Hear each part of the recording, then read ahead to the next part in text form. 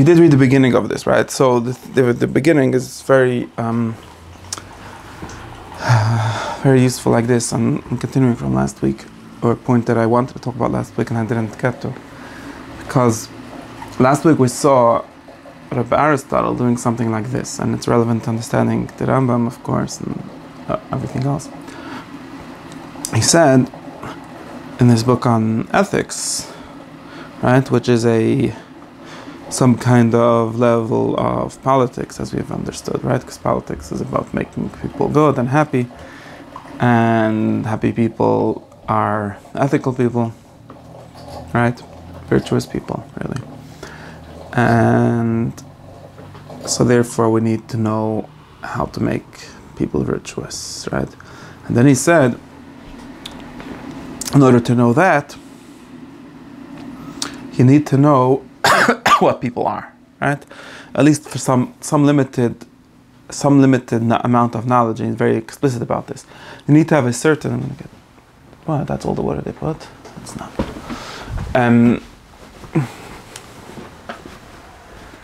There's no more water.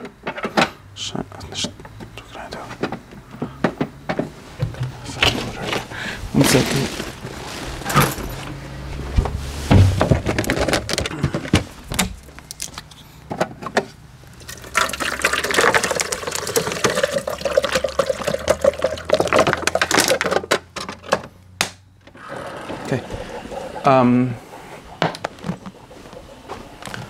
We said that you need to have some limited amount, a certain amount of knowledge of the soul, to the extent that it's needed for making ethics work, both in the sense of ethics and politics, which are the same thing for him.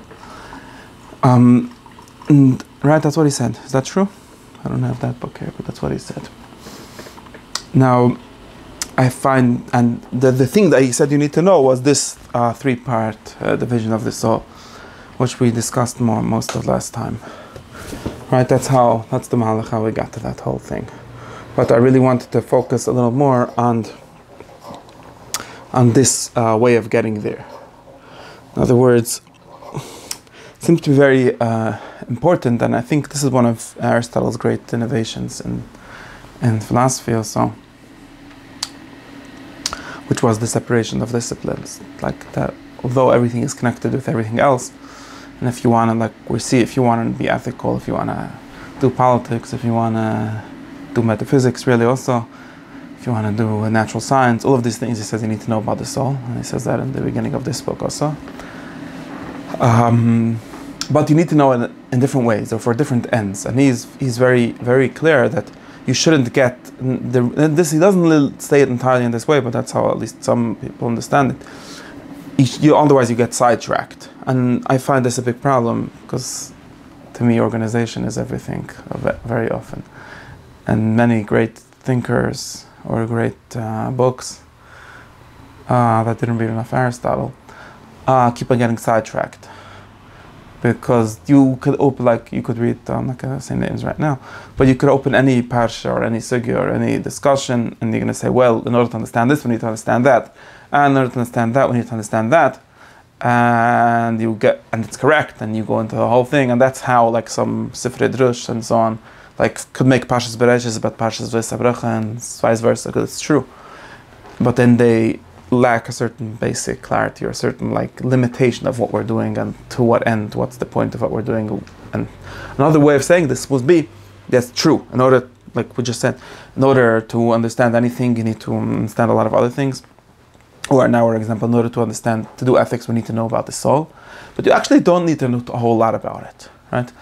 And in other words, you don't need to know about it in the same way as you need to know about it if you're doing the science of the soul in itself, and just for the purpose of knowing what the soul is in a scientific way, in a knowing way.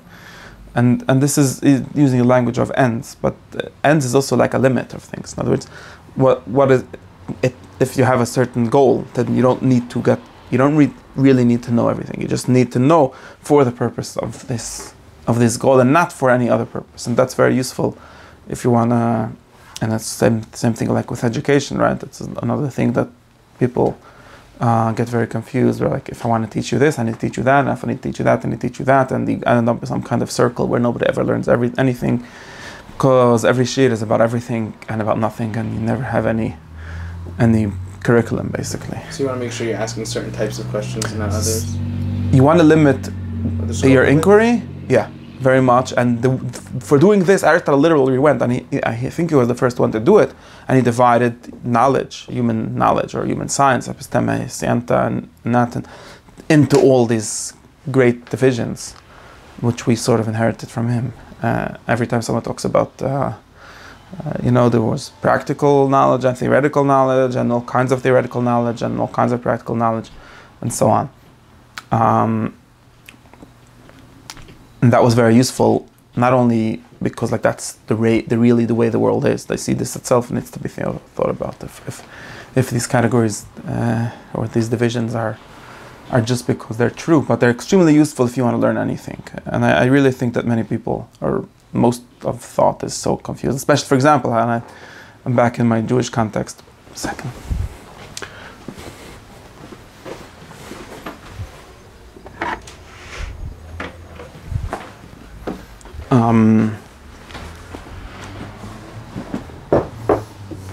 People talk about Torah, right? Or sometimes people have a certain version of what Torah is, like Kabbalah or Pnimius or this or that. But we don't know what Torah is about. Like, of course, you say, well, all the Chacham the Torah. Okay, well, in the same way, is it primarily about all of them? That seems like an exaggeration. Is it all of them connected to it? Yeah, everything's connected to everything, so that's not a very big chiddush to say. But you need to have some sort of version of some sort of division of different parts, and that's why I keep on saying that the Rambam did this great work for us by dividing the halacha, at least, into 14 books, and telling you, okay, and one of the important things, and this is many people who read the Rambam, even don't mind the Maggid Mishnah, others, they say these kind of things, and other later people, they seem to forget it, that you're always limited by your goal in a certain book. So very often people ask sub-goals. Okay. Very often people ask stiras, like in let's talk about the soul, right? Where we in Shemana Prakim, where the Ram talks about the soul, talks about it in one way, and then in Shiva talks about it in a second way, and a third way, or at least he emphasizes different things, and there seem to be differences, and sometimes important differences. But at least one of the answers, or at least one of the ways that he really thinks, and Aristotle thinks this way, is that he has a purpose in mind every time he speaks. Like, and back to where we are, Aristotle says, you want to talk about ethics, you need to accept that there is, like we said, these three parts of the soul, and the rational part, the irrational part, and the thing in between them, which we call will, or how do you call it, semi-rational, or so, and so on. Now, this was Plato's idea, by the way, this three-part division, and Aristotle is very skeptical if the Platonic way of understanding this is correct. He probably doesn't think it's correct. Or at least his Chassidim definitely thinks that it's incorrect. But it doesn't matter for the purposes of ethics, because because ethics is about, giving human beings the correct activities and actions and virtues and all of that. And for that, we need to work with these, with like the maskuna, with like the practical application of, as if there's three parts. Now, are there really three parts? Maybe this is just something we're making up in our mind. Maybe this is just three powers and not really separable parts. All of these kind of, maybe not even souls, maybe one of them is a body. All these questions are irrelevant. In other words, it's like something like you could sort of like... it's not a load-bearing aspect of the... That part, the metaphysical status of these parts of the soul are not important for what you want to do with them. It's interesting because all of your Neo-Aristotelians, a lot of them try to make very often, I think, exaggerate in making the metaphysical aspects of things load-bearing for the whole world. And that's false. Aristotle himself thinks that's false. Because you could buy, and as we know, many people, many Musar books, many ethical books, more or less accept this tripartite theory of soul and whichever variation of it, or at least the duality, at least the basic duality between rational part and irrational part. And they don't really believe that there's a rational soul. You don't even have to believe in any of these things for it to work. and it's not relevant for it to work. It's relevant that you have an understanding, so I can explain you what a virtue is. That's really what it's trying to get, because for him, virtue is... Is it important that we should be able to map on this whole system to different metaphysics if needed? Yeah, I don't... And again, for him, it's not important. For him, it's not important. You see, in the modern times, it would be... I'm saying this in a modern way because people have problems like, oh, what if we discover that there's no such a thing as a soul? It's all neurons in your brain. Well, nothing changes. Because you're still going to have conflicts and you're still going to have virtues. In other words, these are actual, like you would say, phenomenological things. These are things that exist on the level of appearance, on the level of, if you look into your soul, if you live in the world, you'll find it, at least if you think in this way, you'll find it to be that way. Freedom is not a neurochemical, basically. It might, again, it doesn't change. You could be a material, and he doesn't actually say that, but I think that it's correct to say in some level. In other words, you just need to have this idea. And some people this lady, some psychology and research on emotions and cognitive science and so on actually try to argue with this division on the level of the phenomenon. I'm not sure if they're successful, but you could try to argue with it. But as long as you're talking about the science of it or about the metaphysics of it, it's not relevant really. All the tactics, all the strategies of virtues and whatever, the middle way, all these kind of things are gonna work no matter. You could switch out the metaphysics of it if you want. And this is why this is important. This is why, more or less, and there's some differences, and some of them are connected with the metaphysics, and some of them are not. And you could see this. This is why many different, like you could read the Stoics ethics and the Aristotelian ethics and the Epicurean ethics, even sometimes the what was the other people, the Platonist ethics, and they more or less converge. They say the same things you should do, for the most part, while they have wildly different metaphysics. There's some differences in the ethics and also very important differences, but those different again, but they're interchangeable. You could be a Platonist that thinks the body is important, and you can be Aristotelian that thinks that it's not. Like all these big divisions, big machloiks that people know about. Like Aristotle thinks external goods are good, and the Platonists and the Stoics and almost everyone else disagrees. That's not because of his metaphysics, or at least he wouldn't himself probably tell you that. You could be a Platonist and have Platonic reasons for thinking that external goods are good, or you could be Aristotelian, and as there were many Aristotelians who had Aristotelian reasons for not really believing when Aristotle says that external goods are good. And so on. If you have to make a non-consequential adjustment, that doesn't really change anything. Yeah, I think that these you always have to remember when you're talking about like the basic observations, like the basic things that are to be explained, and then what the explanations are, right? And very often, I do think that, and this works both ways. That's what I'm saying. It works both ways. You could say, mitzvahs or musar or ethics works no matter if there's a soul or if there's any of these metaphysical things, or you could say it doesn't work no matter if it works both ways. But that doesn't mean that you don't have. Let me just clarify that it doesn't mean that you don't have to be working with a certain conception of the soul, of what is to be a human being, in order for ethics to work. You do. You just don't need. It's just more limited than when we'll be discussing in the level of the science of it, or the actual metaphysics of it. But for example, that's what I'm saying, if you don't accept at all the division of the soul into like a rational and irrational part, or if you're like, and there's different ways of doing it, you could have a Freudian story of the soul, where it's more or less upside down, the heel soul is the same division, more or less, just upside down. But not even getting into that. He's just plagiarizing Plato and saying, well, the same three parts. But he's like thinks that the body is the more what Plato called the irrational one is the more real one. Okay, that's just again, he has the opposite ethics with the same metaphysics. You understand? Oh, that's true, and so on. Or you could, but if you do, and like I'm saying, people do try, and I'm not sure actually it's successful. But I've read this whole book of this lady who's like presents herself as disagreeing with Plato's three-part soul, and says something like, all emotions are constructed, or whatever that's supposed to mean exactly. I'm not sure that if for actual practical, if you ask Rokas, how do I become a good person, she might still revert, and she pretends not to. She says, well, this has applications to even for law, like how we judge people if they're and so on. But I didn't see her actually suss out what that would actually mean. Like, so we don't stop blaming people. What is exactly it means? I never saw her like giving an account of that. Maybe she has an idea, but I didn't see one. So I'm not sure. Maybe there might be a way. Like there might be a way, and people might have alternative ways of working with themselves. I don't know, and I'm sure there's, at least in limited ways, there's different ways. But this seems to be a very successful way and a very successful model that people have been working with for, like I said, since Plato. It's not like I'm always going to say you're not going to find it in the Chumash. But since Plato, people have found it very productive to imagine their soul to have this rational part and irrational part, or Yetzatov, Yetzirah. So maybe that's in the Chumash, I don't know.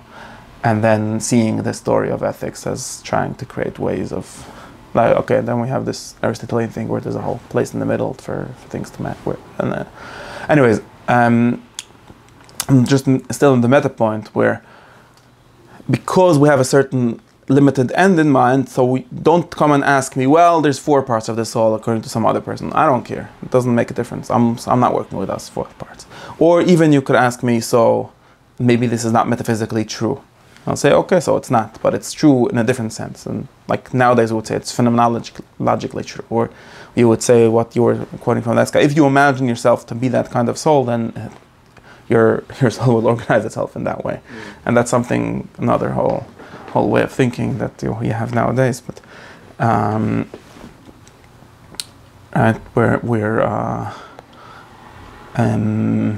these stories that we tell about what a soul is and what we are, they actually form us to be that way in almost a real sense, or maybe literally real sense, like in your level of your brain or and so on. So it could be that, and I sometimes think that, but that's a side note.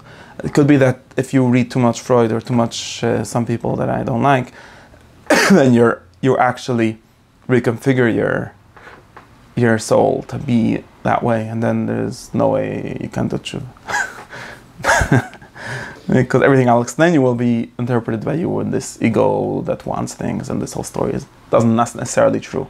And the way to like flip between the systems, like I think I gave you this rant about the ego and this whole loop thing. You discussed, right, where everything is for yourself. It must be for yourself, right, because you're enjoying it. And there's no way to, like, if you have that kind of soul, that's like speaking like a makubal, so they give you language. If you have such a kind of soul which can only do things for itself, there's no way to fix you. Maybe by breaking it. But if you just stop thinking that way, who forced you to? The only way to flip, like, is to just be enlightened, like what they call being enlightened in the East. Just stop thinking that way. Nobody forced you to think in these categories, and then you won't have that kind of soul. You have the kind of soul that just does what it thinks it's good, like Plato said, or like Socrates kept on saying. And then, okay, now might be confused about what good is, what's good for you, but it's not. This whole for altruism thing doesn't apply. But that's another whole thing. So in other words, you could disbelieve the metaphysics, but if you radically disbelieve metaphysics, then you return to metaphysics being important, because what you believe is going to be what you're going to be. Right. That's a strangely skeptic position, which requires more certainty in your skepticism than... No, unless you're like Nietzsche, which actually has an alternative metaphysics. Or you say, no, Socrates, it's the other way around. We should be making the irrational part stronger than the rational part. Right. But then he has a ethics. He's not an amoralist, really. Yeah, right? Because he doesn't have morals. He just doesn't like Christian morals, but he has morals, which are me, whatever. But they're just inverted version of the same thing. Okay, so that's what I want to say about that. So therefore, I don't know where I wanted to continue with this. I forgot. Yeah, so like a lot of times there's Tiras Rambam, and the answer is that over here he only needs this for his purposes of what he's trying to get at in this book or in this context. He only needs it to be this way, and somewhere else he needs it to be that way. And you could see it as like being a little mercenary with arguments, but it's not really that. And this is one of the Sibas Astira in the beginning of Meir Rechem, where things are always more complex, and the true answer to most things is like Aristotle likes saying, in a way like this and in a way like that. But in order to not confuse you, and in order not to be able to get to anything, in order to be able to say anything and to learn things, we need to like be able to be mitzamtzim ourselves and be able to say, this is not our subject today. For our purposes, it's enough. It's enough to say this. Okay. So now I wanted, according to this, go back to, since we're not really into ethics today, and like Aristotle says explicitly in the Ethics, this book is a practical book. This book you're not reading, and that's like Musa books, really believed, like the Ramchal copy, he stole this from him, right? He said, this book is not to teach you things that you didn't know. Remember them? Like them. In other words, this is not a work of theoretical knowledge. You're not going to learn anything. You might incidentally learn, and you might need, in other words, you might need certain theories in order for my Musa to work. Of course, Mesilas Yesharim is a theoretical work. He has theories. But if you're going to judge it by the end of, if it doesn't have a good theory, you're judging it wrongly, because it's the wrong criteria for this genre of work, for this kind of science, or this kind of area of human insight. What would be the criteria? The criteria is if it makes you a better person. And Aristotle says this book is the book to make you a good person. And that's what we said. You need to be a good person. According to any metaphysics, I guess. So again, you need to have enough metaphysics to make you a good person, but not more. So if your a limited amount of metaphysics. You might need a certain amount. People like Trama, for example, has this idea, like you need certain beliefs in order to be a good person, in order for society to run, but they're not. The metaphysics is being a means and not an end, right? We use the means end distinction. That's very useful for this, even for this, right? Even if the Mesilas Yesharim is giving you a theory, that's a means, it's not an end. Because the point here is not, and you shouldn't judge it as an end. You'll say, well, this is not a complete theory and so on. I don't care. Because maybe the complete theory actually is going to make you a worse person. So don't do it right now. Or at least this is not in this context. Don't be confused. So,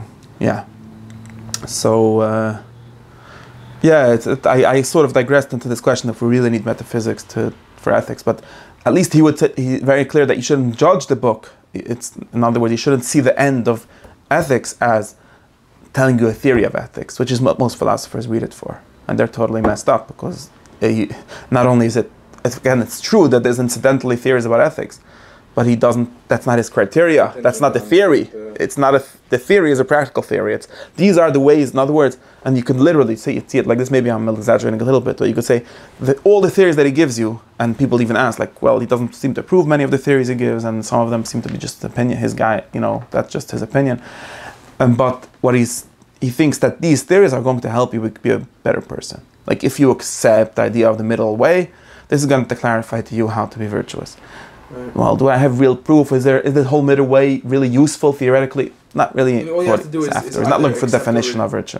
You only have to accept or reject the agenda of the book, basically. And exactly. If you don't want to be a good person, then if your goal is not to be a good person, then this book is not for you. It says explicitly. That's what this book is not for people that are, and therefore you already have to sort of be a good person to begin with. So we get into this paradox of how it could teach you. But the point is, it has a different goal. And the theory is incidental to the practice. It's a practical book, and should be judged by that. It should be judged by the people who practice its practices, and part of it's practical to think, because you need to think in certain ways in order for it to work, right? If you'll think that virtue is always just being, for example, and this seems to be important somewhat, although again, it's only halfway as important the way you think. It's just, if you're going to give the Chazon Ish drasha where being virtuous doesn't really exist, it's just always a question of being rational, then this book is not really for you. You don't need it. It's useless. It's not helping you. But if you understand that being rational is not enough, in the sense you need also to have virtue, right? Because people have not only minds, they also have this semi-rational part and so on. So then that's gonna enable you to practice virtues. If you don't believe in that, it's sort of not able to practice virtues, although you will just somewhat incidentally, but not in such a good way. It's gonna be better if you accept the theory of the. Yeah, and your actions will be poorly articulated also. Right. Because you're gonna keep on and now you could see people. We could sort of claim that people do this. They have this thing, the word just have to be rational, and they keep on trying to be rational, and turns out that that's a very bad way of working on yourself. Because you're not creating habits, right? And you shouldn't just you should try to create good habits. And you might end up without good habits, right? And that's a problem, or at least that's not a very productive way to work. Yeah. So that's the distinction between when I'm studying something where that's the end, that's what my goal is now to understand what the soul is, just because, part of the goal of a human is to know everything, and I want to know this also. Then you're learning Lishma, right? Truth for the purpose of truth.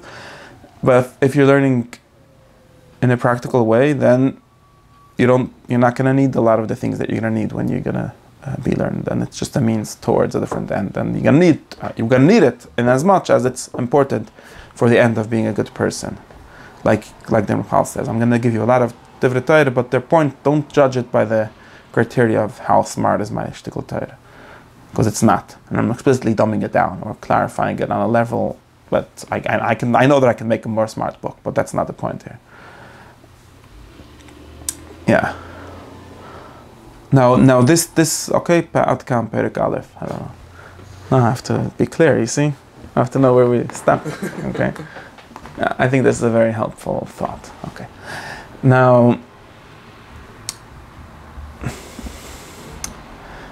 since we understand this actually helps us, and this whole idea of there being different sciences, which have, and this is important, and right in the beginning of every science theoretically, and if you read the Anima in the beginning, right away it tells us that we need to know what the science is, right? What is the subject matter of it, right? And of course, yeah. Of course, what the subject matter is itself a very hard question to answer at the beginning, because we're trying to discover what the substance or what the thing that we're trying to discover is. So we're sort of always have a problem. It's the hard thing to do, especially if you're looking for this kind of science, which is at least aiming to be a deductive science, right? He wants to have like the definition which causes the thing to be the way it is. Like what of it, right? The essence of it. And first, so he talks about this. We're going to go backwards and forwards. I'm going to give you what it does, and maybe we'll try to generalize to what it is, and then go back. So that's one problem that we have. I think it's deductive in which direction? He wants to deduce theories about the soul from the opposite. He wants to know what a soul is. No, I'm back to the soul. I'm not talking about ethics now. Okay. And if we're in the science of the soul, we want to know what the soul is, which should explain everything the soul does, or all its accidents, right? But what is the soul? The question of what it is, and he says himself, is sort of contingent on what its accidents are. Because whatever theory you're going to have, and this is regular science works as well. So if you can tell me what kind of thing it is, you or observe the accidents, and you try to deduce what the essence is, right? Right, and we can't go backwards, because you'll come up with, say, your soul is a like he claims, and this is his big criticism of the Platonic sort of ways, where he says, well, a soul is a malach in the Himmel, or whatever. It's a fire in the sky. Well, that's not very nice, but it's sort of, you forgot to explain me, therefore why does it eat? Or why does it cause me to eat? And all the other things it does. And then it's sort of a useless definition, or it's empty definition. Have to be naturally produced from what it is, right? And that's what I meant by deductive. They have they have to be caused by what it is, because that's the point of being what it is. Like that's the point of knowing what things are. So we should end up with that's what he calls a proof, a demonstration, right? Demonstrations are where you know what something is, and then you could demonstrate or deduce what they do, and all the other attributes about them, right? Now, it's not clear that all sciences actually end, like geometry is always the example of a science that works like this. We have the definitions of what a line is, and what a square is, and what a surface is, and so on, and then we can, from these axioms, we deduce everything else about these things. And that's always the ideal science, the ideal version of something that's a deductive science, that's a demonstrative science in this language, right? It's not clear that all other sciences even get to this in the end. Maybe we just do other things where like we do divisions, where like say, well, this is a part of something else, but I don't really have a proof for why it should be that way. Like Plato said, we divide and collect. So like we have some big group of some genus of things, right? Some big group of things called animals, and then a human is a certain kind of animal. We can give a definition of what kind of animal is, and we're not going to go further. We're not going to like have some proof of because he's such a kind of animal, it turns into something and so on. Or we could do other kind of, we could work by analogy. There's different ways of getting to understanding the world. It's not necessarily true, even if theoretically, in the analytics he seems to say, that theoretically the best knowledge of everything would be demonstrative. It's not clear. Even if that's the goal, it's definitely not the way most of the time. And maybe none of the time. And often he says, well, our starting point is just going to be, and that's the first book, what other people say. And he always has this thing, unlike what the Ramban and others claim about Aristotle for some reason. He always has this thing that we should take into account the opinions of people, especially of smart people, but even in general of people. And he almost always thinks that the opinions of people are based on something. Like, nobody's crazy, like they're saying things, and the thing that he always does when he does this, his like, how is it called? Taxographies, right? When he does his like lists of opinions of his predecessors, is he tries to say, well, why did everyone say what they said? And well, if there's a why, that means there's some truth in that. We just have to organize it. He thinks they would never have the complete system, or there's some mistakes. But there's one very fruitful way of inquiry for him is to ask what other people believe. Not like how we do Gemara today. Well, of course, what else? Isn't that how we do Gemara? The Gemara is just a list of things that other people said. Right, but without trying to ask why they believed it. I don't know. Do Lamdim pretend to do that? I don't know. Oh, I didn't even know that they... No, isn't that their point? Oh, the Briskas not. Okay, whatever, yeah. Okay, but this gets us close to the other question of the religious question of authority and all of that. He's still in purely philosophical world.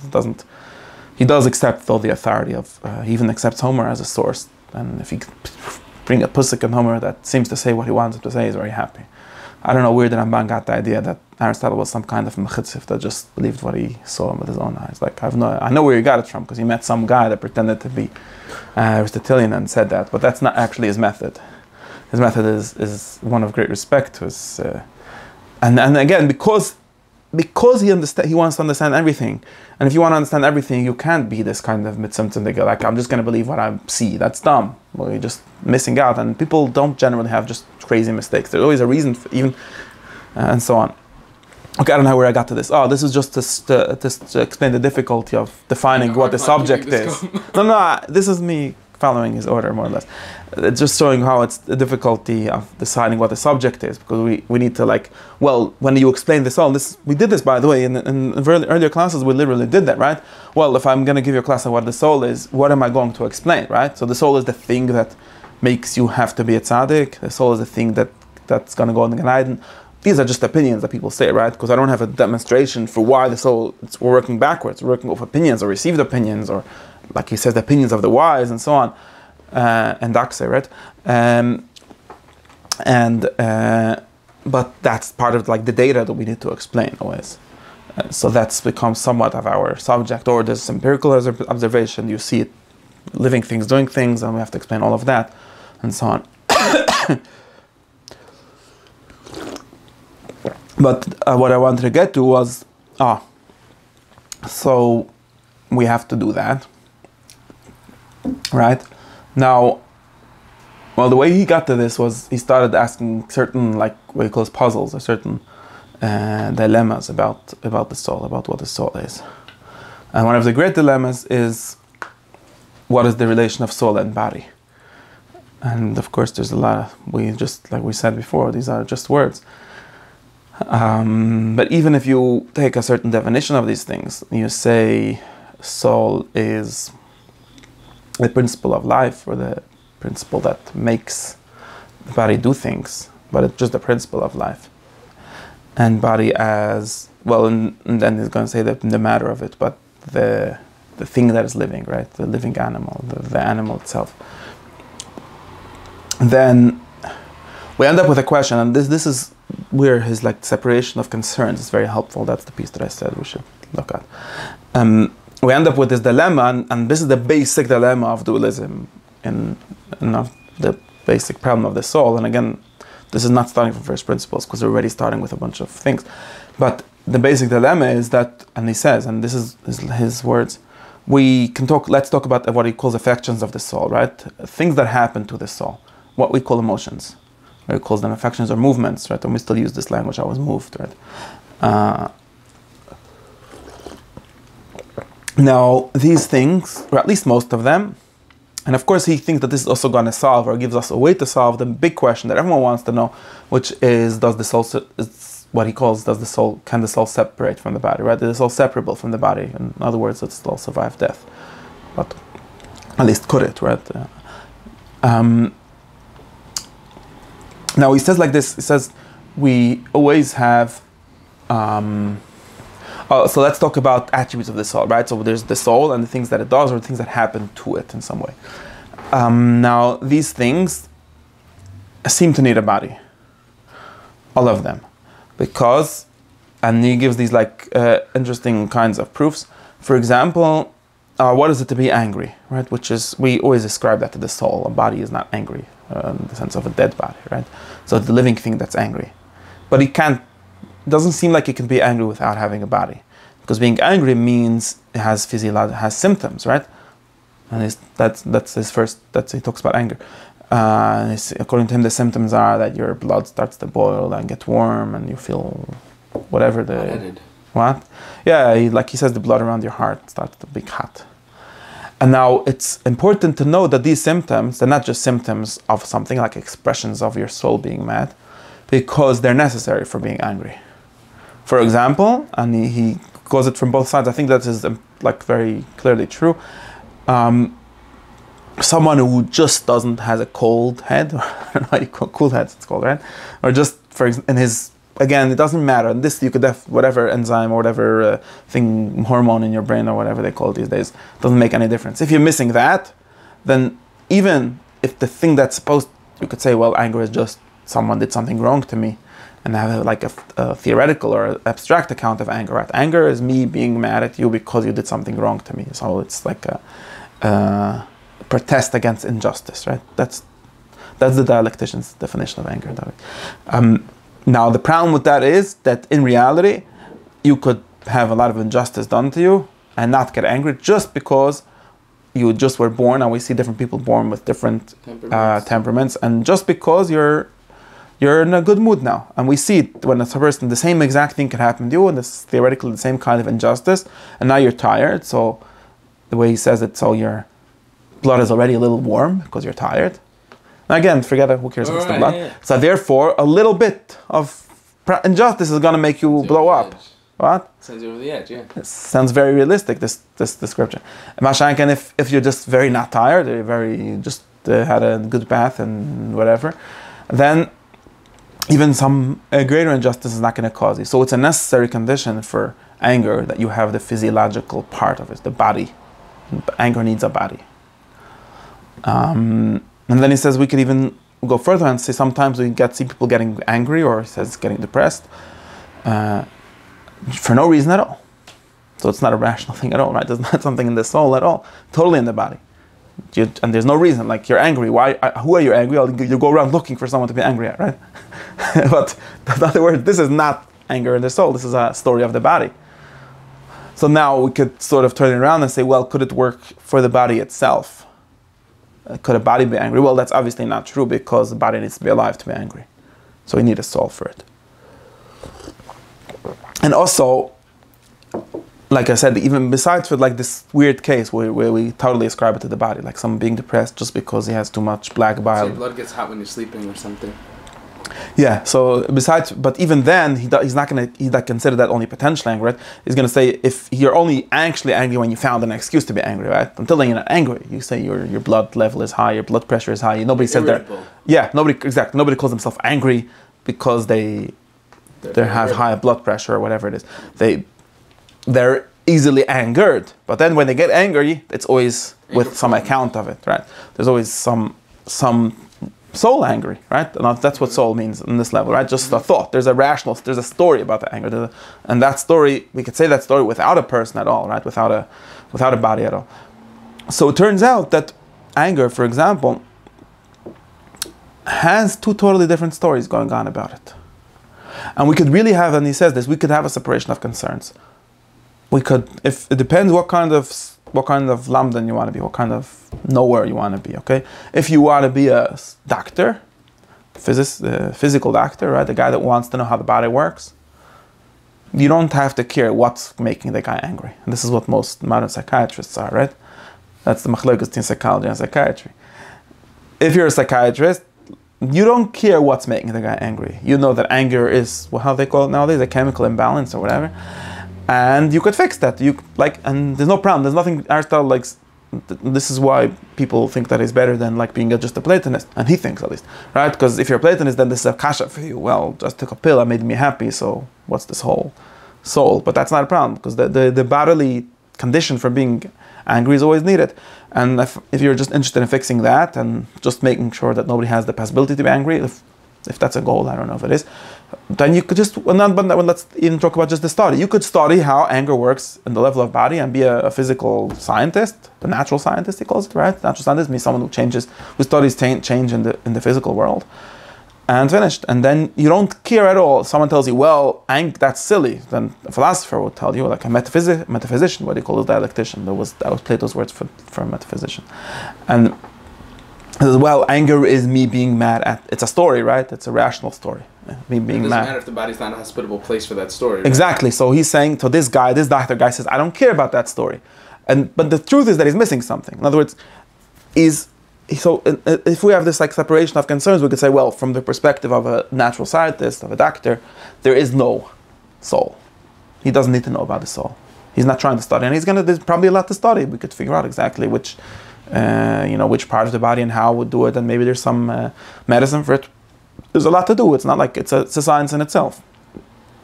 And the same thing, the other science is a science in itself. You could be a totally metaphysical scientist and worry about anger and talk about when is it rational to be angry and what kind of anger how many kinds of them are there. And this would be total rational story. These things could affect the agenda of the discipline, right? Meaning, if you're a psychiatrist, you might want to be concerned with, should I eliminate anger entirely? Now if you're a person, so now we're back to being normal, just people. So the problem is that people, and even especially if you want to be a smart philosopher, right? Then you don't want to be either of these things. We want to be interdisciplinary, right? We don't want to be, because both of these sides of the story are actually missing something. They know each one certain part, right? And it's very useful. And in order to understand it, you need to make the separation. Because if you're going to be a physical doctor and you're going to try to explain anger by reference to some story, you're not going to help anyone, or you're not going to help yourself understand. You're not going to help yourself understand anger on the physical level.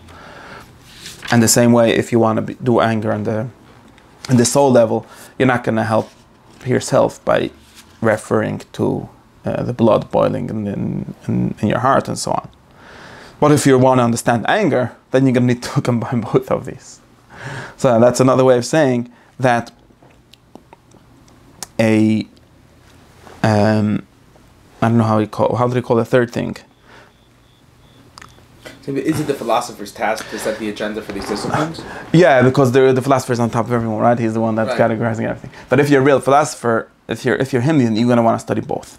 You're going to say that anger is actually both, and that's back. We're welcome to the matter form story, where everything, in order to understand anything really, anger is just a specific case of this. You can't have a full explanation of anything without having both of these stories. And of course, there are disciplines that deal with the matter and disciplines that deal with the form. But the full understanding is you're going to have to say, what is anger? Is it a physical thing, or is it a abstract thing? And you say yes, right? It's both of them. And it needs both of them to work, to be what it is. The definition of anger is your blood getting hot when someone did something wrong to you, or through someone. Then sometimes it starts more from there, sometimes it starts more from there. There's going to be all kinds of things, but it's both of them. And in the same, and that's his job, right? And he's like that's why we get to like the philosopher, which is like the politician, like is the one coordinating all the sciences, all the tasks of everyone else. But why is this way of thinking so useful? Because it doesn't try to deny reality. It doesn't try to say, well, the soul is just a metaphysical principle. It's somehow accidentally connected to the body, which is not true, at least in this level.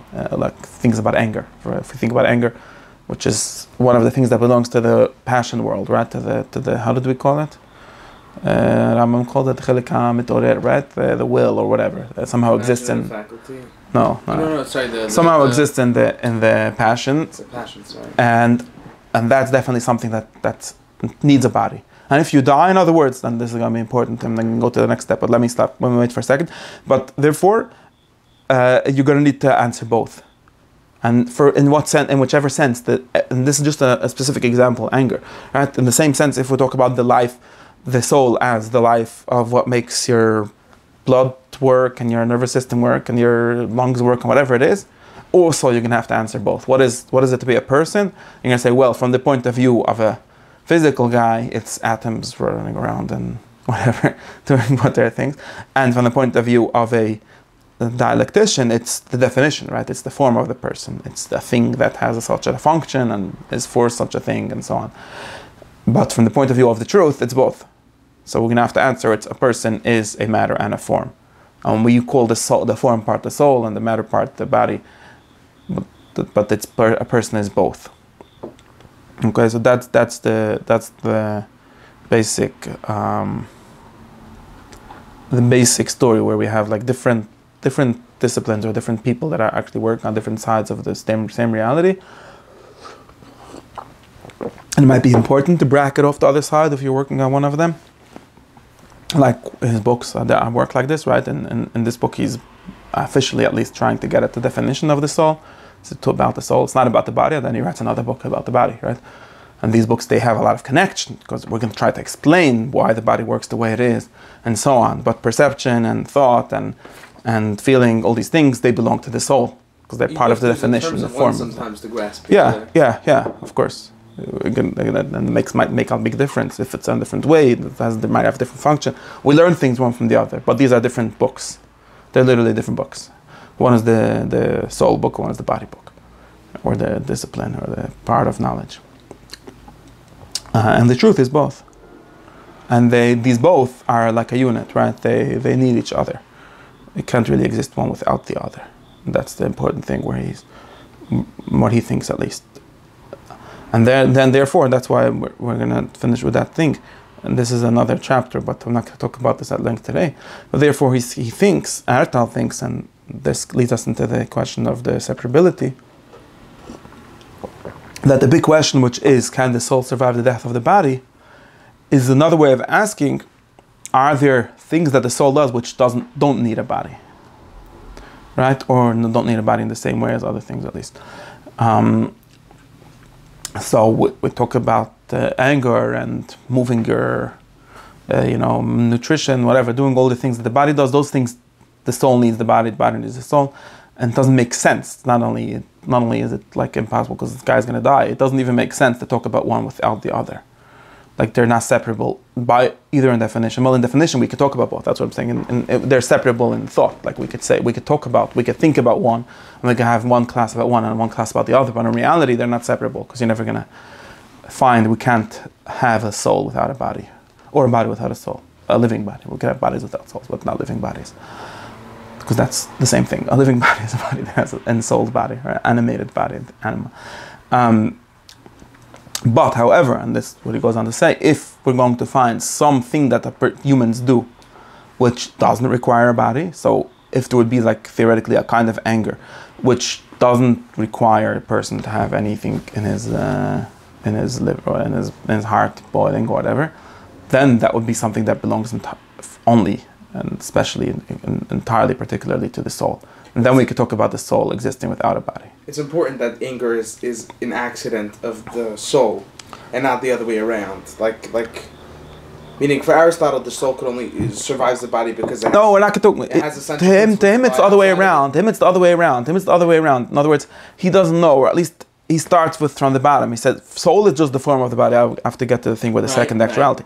But the soul is the form of the body, but forms of things don't survive the destruction of their thing, because that's what destruction means, that the form and the body, and then they both stop to exist. So what would lead him to now, believe that the soul does therefore, for him to believe, and this is important, according to his definitions, according to his understanding, for him to believe this like traditional received idea, and he also has this received idea, that the soul can survive the death of the body, he needs to believe that there is a something that the soul does which does not require the body. And for him, the candidate for this would be thought. And then what would that be? And what's the matter and form of thought that? Yeah, then you got the problem. Yeah, there isn't. There is, and it's the object known or something like that. Okay.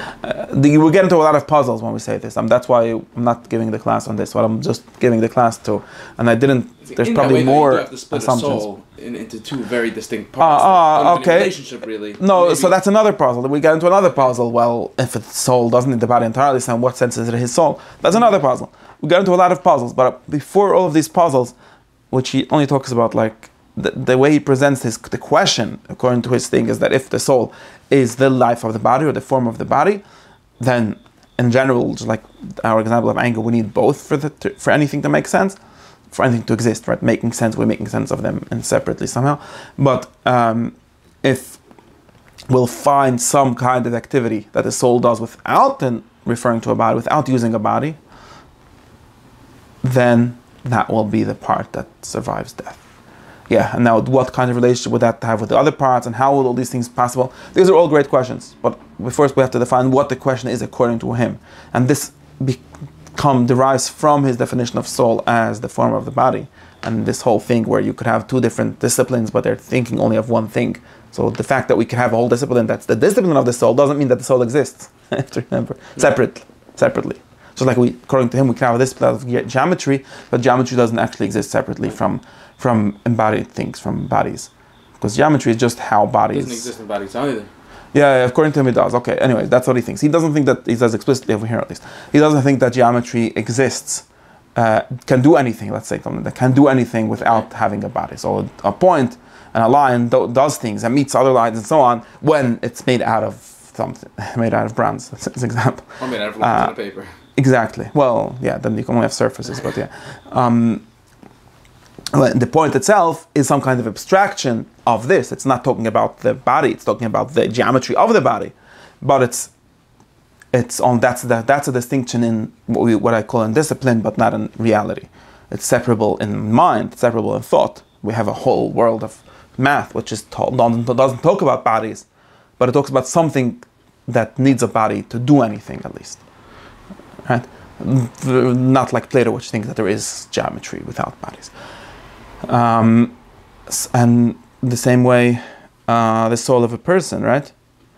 If, in the sense that we could have a whole discipline, a whole chachmas soul, and we could have ethics out of it, or we could have politics out of it, or we could have we could explain life out of it, and all of that, but we can't talk. There's still no souls. There's still no separate souls, right? There are souls, but souls are something about something else. Well, that's not how I would put it. But soul is the form of the living body, or the livingness of the body, and so on. But therefore, the only way he could have a soul that survives the body, this has nothing to do with what's the attribute and what's not. That's why I want to clarify. The attribute of the soul is its actions. The soul is what it is. The soul is the potential, or some level of potential for that action. Like the soul is that which can get mad. Right, that part of the soul, the mad part of the soul, the passionate side of the soul, right? And the getting mad is what he does when he's actualized. That potential is actualized. But it is not like, there isn't the third thing, right? That's the soul that's getting mad, like you were trying to get. The only way we could have a third thing, which is entirely the soul, in other words, which is a separate soul, that's why the word separate is important, which can exist without everything else existing, without the body existing, is if there's something that the soul does, or would say is, but is, without need for the body. Matter. Well, you could start speculating about that. Well, we have to start from somewhere, right? Maybe it has a kind of matter, but you could expect that's just going to be speculations after we know that there's something that it does, and then we start thinking how it does that and how we give an account of that. Yeah, but it really exists if it has its own matter, right? If it's I don't know. Something different, that means that it has a different matter. Again, maybe there's things. Maybe it's going to be the part, the form, or the part that thinks. And he thinks that thought is only can't. He's not even sure, at least most of the book, he's not 100% sure that he doesn't decide, doesn't say that is the part. He just says, this is where you're going to have to start thinking, because everything else needs a body. Thought, according to him, might, and maybe yes, at least, but thought might thought doesn't at least possible to tell a story about thought that doesn't need bodies. It doesn't need the brain even, right? And of course, somehow it does connected with the brain, but it doesn't need the brain. And therefore, it could survive, or talking about surviving is weird, right? It never was in the body. It never is a part of it in the metaphysical sense. It not dependent on the body for what it is. And therefore, that's his only candidate for something surviving death. And then, again, we get into the puzzle of how does this relate to the rest of the souls or soul, and how does that itself work? All of these things would be separate problems for him. But first, just define the definition of the question: do humans survive death? Is another way of asking, according to Aristotle, do we do something that doesn't require the body? And of course, this is a very different way of, and just very clear. This is the Kiddush to ask it this way. It only works if you accept everything until now. And I've probably skipped a few assumptions that we need to accept for it to work correctly. Everyone else just asks, okay, do humans survive death in all kinds of ways? Is there a part of that? So you could ask it very simply without making it into this question. But for him, that's the question. Yeah. So that's the...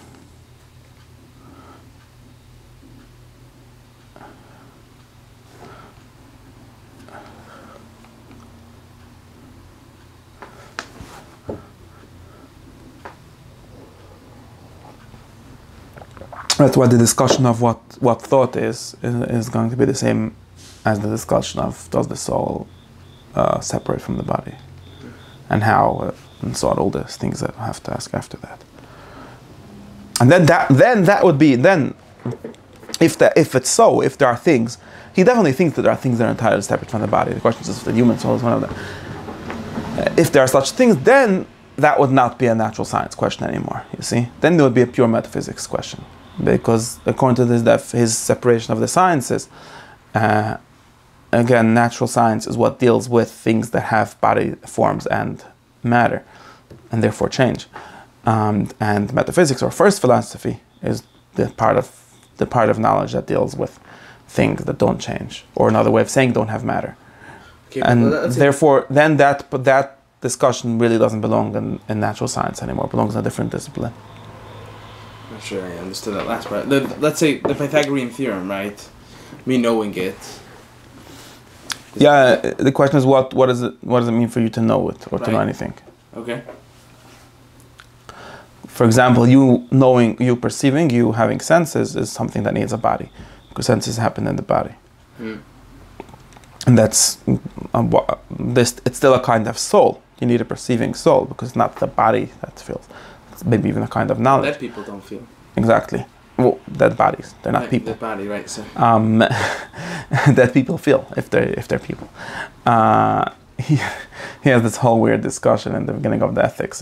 If you being good makes your father more happy in Shemaim, you know. Anyway, yeah. But point is, what was I saying? No. Yeah, the question is, when you know anything, do you need to have a body for that? You might not. Definitely, everyone that takes him to think that to fall on this side and then thinks that not. But this is the important thing, because of his whole definition. He doesn't start with that soul. This is very important, because that's why I want to start very far from there. Everyone else starts there. You know, Plato, or who did read of Sadlegan, when they start talking about the soul, they're only really interested in the separate soul. Like again, sometimes Plato has the story of the three souls, but that's again in the ethical context. Aristotle wants to figure out if this is necessary. He also wants to figure out if this is necessary, and he also thinks that soul is really a much broader thing, or much more connected to natural science, to the natural world, than they think. At least to begin with. Again, we might ascend all the way to the part of where there's not such a need. He sees the soul as very much as he doesn't have souls that are separate from matter, unless you have something else to. Unless it has activity matter, right? No, I don't think it could be. It doesn't have to have matter, unless there's something that humans do. Because he starts like this. Okay, he says. That would just be its matter, he says no. What? That's a weird thing of saying. I know it's a weird way of saying it, but that's what he needs to replace, right? No, he starts from an entirely different place that everyone else is starting.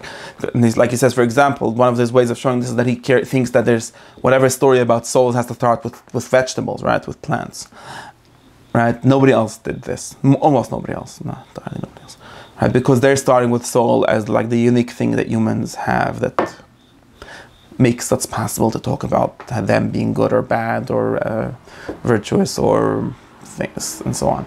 So observation is more integrated, I guess, into the... What? It's a more integrated... His theory is much more integrated. Much more... I'm not integrated. It's much more that, wait, you wanted to explain life, right? And everyone, he says, everyone is here to explain life, right? Now, plants have some kind of life, so why don't we explain them first? And let's then see if it's enough for humans to have that kind of life. Well, we'll see that they don't. But we have to start there. And then we'll start seeing if in order to explain plant life, we need plant souls. In order to explain animal life, we need animal souls. In order to explain human life, we need human souls. And then, in order to explain human, almost non-human life, maybe we need Plato's souls. Maybe. Well, even them might not entirely be like Plato's souls, because, again, we're starting entirely a different place. But for him, soul is just that which, again, like, we could get into the better, more precise definition that he gives. But the point is that it's only what explains the thing being alive. And it's very much connected, very much the form of that. The explanation or the account or the definition of the liveness of the thing. And he doesn't right away jump to like, oh, so there's like something that causes it to be alive. And then, according to him, then that right away leads to the question, so how does it make it be alive? That's one of his big problem with Plato's theory. And again, without getting to the technical parts of it, his big problem is that you jump so quickly away from what you're trying to explain that you don't explain it anymore. Because the relationship of the soul to the body, which we're only positing a soul because we think we need something to explain the life of the body. And your soul doesn't seem to have any good reason to make a body alive. That's really the way he says it. It doesn't have a necessary reason. And Plato agrees with this. He thinks that a soul is somehow forced to be in the body for all kinds of theological weird reasons that he gives, but he doesn't have he thinks that it's almost, sometimes thinks that it's like, he says it's a jail for the body, right? It's almost a tragedy that the soul is in the body. And Aristotle thinks that this is, you jumped very quickly and you got into such a weird idea, and why did you do it? Like, why? Would be the point? And again, when we talk about thought, we might get to a reason to think something close to this. Only about thought, but all the other kinds of life that the body has. And then once we're there, we might break out back into Platonism. Now, that's another whole story. But everything else until then, like start about it with an ant, you don't see any problem with explaining the soul of the ant without making a separate soul. And ants die and nothing stays. Everything is fine. There's no reason to assume anything else, according to him. According to Plato, there might be. Although he just doesn't really care about ants, so he doesn't try to explain what kind of soul they have. Besides for saying that they might have human souls, which were transmigrated into them. But Aristotle thinks that itself shows how absurd Plato's theory is. Because if a soul... Exactly, because if the same soul could be in me and an ant, then in what sense is it my soul? In what sense is it the thing that causes me to be alive in the way I am? It's just not. It's like a principle of life, and that's what Plato thinks, or a principle of self-movement, whatever. But why does it do the things it does? And he explicitly says it doesn't, right? It's like it's sort of random, sort of accidental, the connection of my soul to me, and he doesn't want that. And yeah, that's his big like starting move. This is why he starts all the way at the bottom, all the way at the ants, actually at the grass, right? The ants already hold another madrag. And that's also why when he talks about a person, he also is going to start that way. And then we get, again, in the end, we have to get into the real questions of like, so in the end, is a person just an ant, a grass plus an ant, plus a cow, plus a person, or does it become some kind of whole, and so on, and everything. But Rambam definitely thinks that it's a separate. He one time, sometimes he says that, sometimes he says the opposite. In Shemini Prakim, he definitely says the whole three lights example. Yeah, but he says very clearly over there that in Shemini Prakim says that a person doesn't have an ant soul. He has a human soul which does exactly, but he says that it's equivocal. It only has the same name, but it's not the same essence. Right. And that's a very interesting thing to say. It's almost explicitly the opposite of what Aristotle says. And Rambam himself quotes the other ways in many other contexts. So we have to understand that again. But I think that's once you get to the human, what separates humans from things, then we go back and say, so now maybe that's the same thing that causes why would we have a bunch of little souls? Into things like eating in a different way than the animal. Since it involves thinking sometimes, right? I can be hungry. I don't think that's the reason he thinks that. He has metaphysical reasons for thinking that, not. No, I'm not saying it's not metaphysical. I'm saying is if things are thought influenced, right? If he has a physical or metaphysical. Metaphysical. No, I don't think that human digestion is thought influenced. There's a natural thing. He explicitly says that no, it's not. You might be able to kill yourself and so on, but that's not the point. Choices, right? Choices of what choices, according to him, are ascribed only to the will, whatever you want to call it. There's no, that's what he says, your digestion doesn't make choices. Right.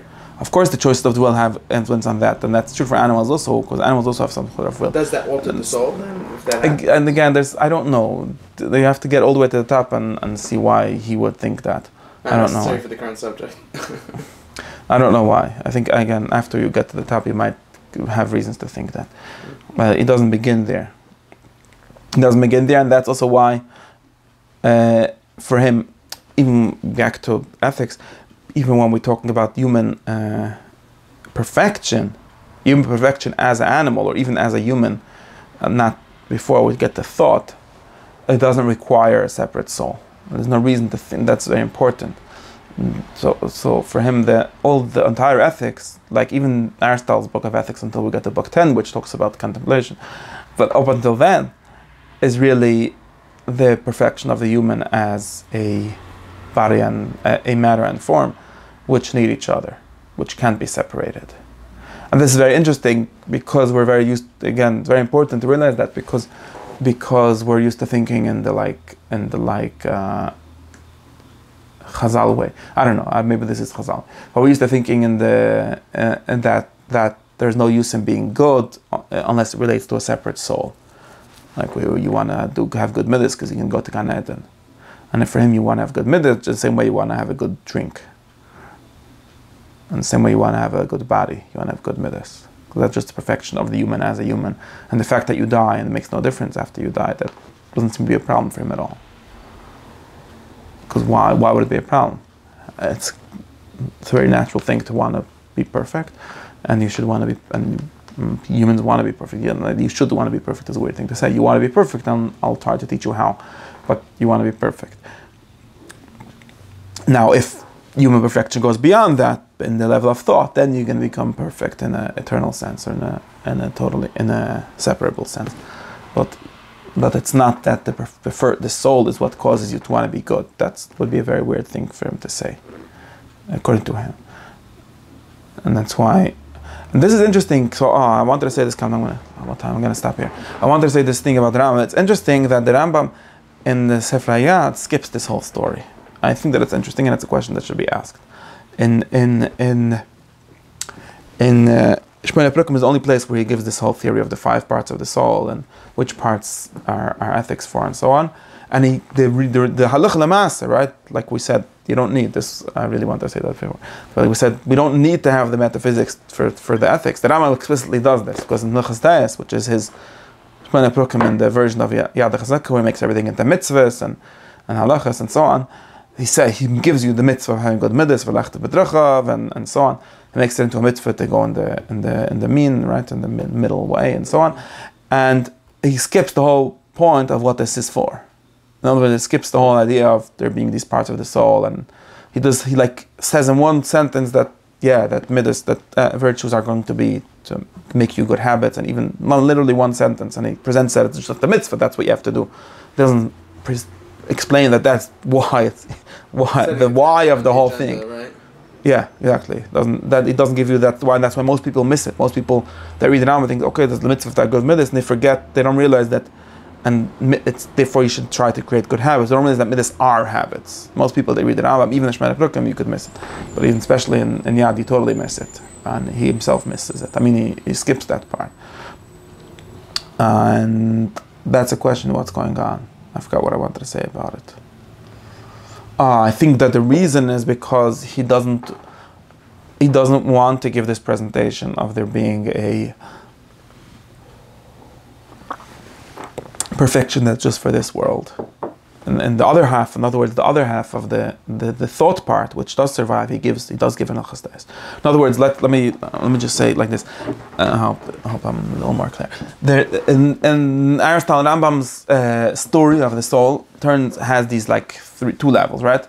Two major stories that we need to have. And he says this explicitly and everywhere, right? There's two major stories, two major facts. Let's say it like this. Both of them have facts, like the theory and then the practical, like you said, the task that this causes you to do and so on, right? The fact number one, we have the fact of the low, what we would call the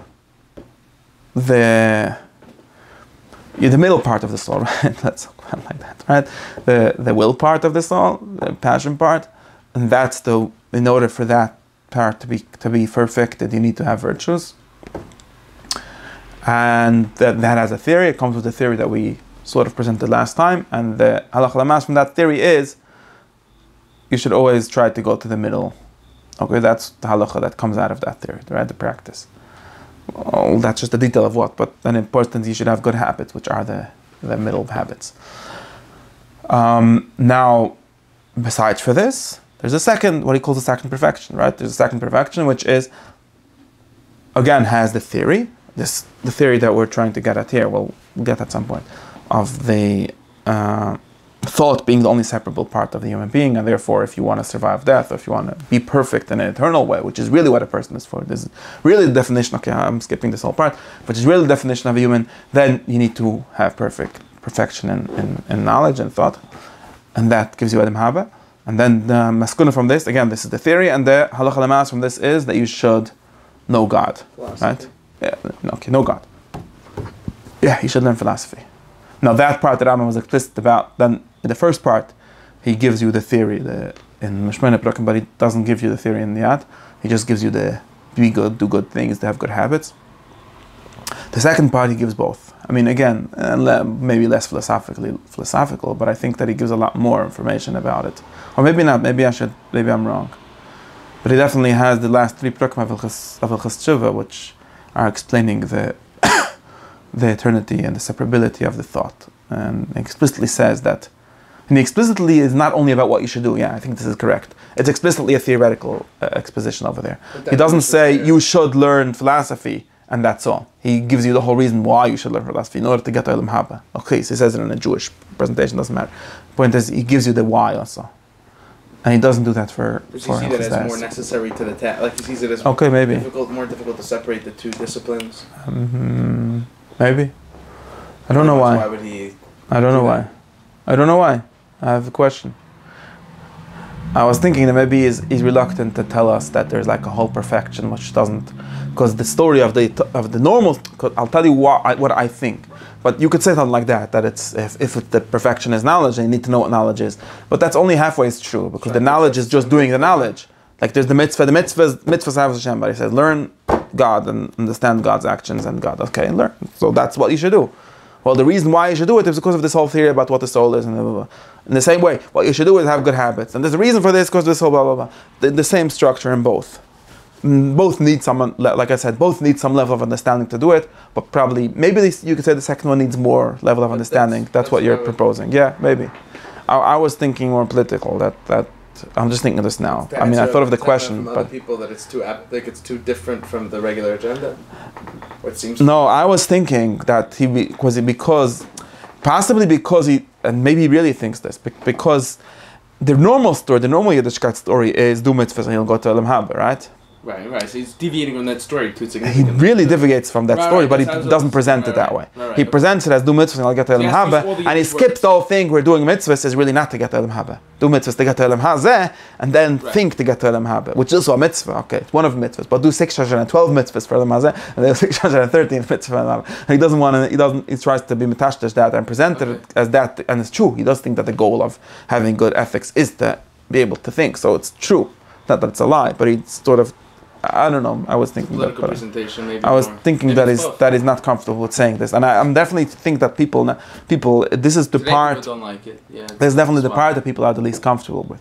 People want everything to be for Elam Haba, or for the soul, and again, they're not crazy. Plato or people, whatever. It's not a lot of people think that. But he definitely doesn't make this part clear. He does say in the Torah that the mitzvah halacha is just for Elam Hazeh. I mean. Almost, even there he hedges. So I'm not sure. Anyways, that was my tickle about the Rambam. Shine, too much.